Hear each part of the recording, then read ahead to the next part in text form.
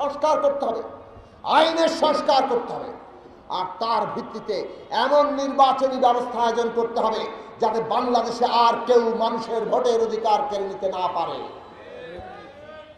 নতুন নির্বাচন কমিশন গঠিত হয়েছে। আমরা আপনাদের বলি, এই নির্বাচন কমিশনকে ব্যবহার করে অতীতের সকল স্বৈরাচারীরা আমাদের ভোটের অধিকার কেড়ে নিয়েছে। আপনারা এমন দৃষ্টান্ত স্থাপন করুন যাতে বাংলাদেশে ভবিষ্যতে আর কেউ নির্বাচন কমিশনকে ব্যবহার করে আর ভোটের অধিকার কেড়ে নিতে না পারে। নির্বাচন কমিশন সেই মর্যাদা প্রতিষ্ঠা করুক, তাদের প্রত্যেকের যে সমান সুযোগ এবং মর্যাদা তা নিশ্চিত করতে হবে। মানুষের অধিকার নিশ্চিত করতে পারলেই জনগণের কাছে আমরা কর্তব্য পাব। এই অধিকার আর কর্তব্যের লেনাদেনার উপরে দাঁড়াবে নাগরিকতা, তার উপর দাঁড়াবে রাষ্ট্র। এই রাষ্ট্রের সংবিধানের প্রধান লক্ষ্য হওয়া দরকার। তাই সে কারণে 1971 সালের 10ই এপ্রিলের যে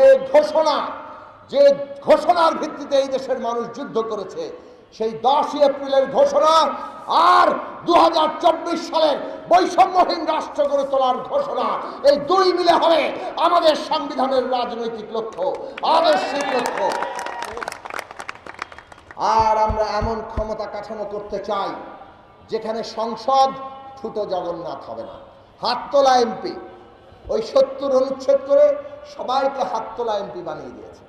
আমরা বলেছি 70 অনুচ্ছেদ সংস্কার করতে হবে, সরকার গঠন আর বাজেট পাস বাদ দিয়ে সবাই, সমস্ত প্রতিনিধি সকল বিলে স্বাধীনভাবে ভোট দিতে পারবেন। আমরা বলেছি সংসদের 2 কক্ষ করতে হবে এবং 2 কক্ষের মধ্যে ক্ষমতার ভারসাম্য আনতে হবে। আমরা এমনকি নির্বাচনী ব্যবস্থা আনুপাতিকভাবে হবে কিনা সেই প্রশ্ন তুলেছি। এটা নিয়ে রাজনৈতিক ঐক্যমত্য তৈরি করতে হবে। অর্থাৎ সংসদের ক্ষমতার কাঠামোটা এমনভাবে বদলাতে হবে যাতে করে আরও বিস্তারিত অনেকগুলো প্রশ্ন আছে। সংসদ কীভাবে ভেতরগতভাবে পরিচালিত হবে সব কথা আমি এখানে বলছি না, কিন্তু আপনাদের মনে রাখা দরকার যে আজকে বাংলাদেশের মানুষকে এই সব প্রশ্নেও চিন্তা করতে হবে। সরকার প্রধানমন্ত্রীকে জবাবদিহি করতে হবে, তার ক্ষমতার জবাবদিহি, তার বিধান তৈরি করতে হবে। রাষ্ট্রপতি প্রধানমন্ত্রীর ক্ষমতার ভারসাম্য আনতে হবে এবং আমাদের স্থানীয় সরকার ব্যবস্থাকে শক্তিশালী করতে হবে। স্থানীয় সরকার ব্যবস্থাটাকে নিয়োগ দেয়, যেভাবে আছে এটা মোটামুটি নিয়োগের ব্যাপার দাঁড়িয়ে গেছে। আর বড় দলগুলো বাণিজ্য করে টাকা দিয়ে কিনে নিয়ে আসে, নেতারা টাকা খায়। এই হচ্ছে অবস্থা। এই অবস্থার